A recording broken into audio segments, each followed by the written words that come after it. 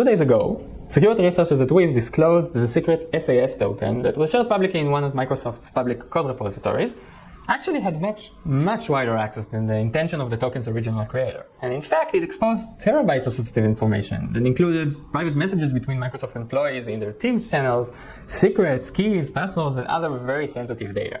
SAS stands for Shared Access Signatures, and it's a method used to give different parties access to Azure Storage resources such as tables, files, blobs, and others. And the technical process here is very simple. One of the owners of the resources can just generate and sign an SAS and append it as a token to the resource's URI, and as a result get a full URL that the owner can just spread around, and anyone with this URL can access this resource. During the process of generating and signing an SAS, the owner sets up the scope of access, so which files and objects the token actually has access to, the permissions like read, write, management, the expiry date, and optionally other security details. So in this incident, the Microsoft team made two main mistakes. The first one is that the SAS token was granting access to the entire Azure Storage account, and not just the individual files that were intended for distribution, and the storage account contained much more than that. And the second thing is that the token's permission actually allowed complete control over the account, not just the read-only access that they intended to give. The same second mistake may arguably lead to a higher exposure of this breach, since potential attackers could have altered objects and not just read them, and any unrelated party that was using this object would actually read attacker control data. However, it is the first mistake that is the crucial one, as it was the one that exposed terabytes of extremely sensitive information to potential threat actors for over 2 years. We're all human, we all make errors, and in this case it was just a simple error of whoever distributed this token of giving it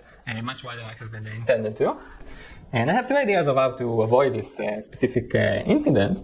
And the first one is that any secret in the organization that is committed to a public repository, even willingly, in this case it was fine that it was committed, should be subject to thorough access analysis, which you can achieve in your organization with an automatic process or a tool that scans for secrets in your public repositories. And the same tool can also validate the scope of access that the secret has and alert the security team and the secret owner for review. In this case, if the secret owner would have seen that the scope of access is the entire account, maybe they will immediately go, okay, that's wrong, let's fix this.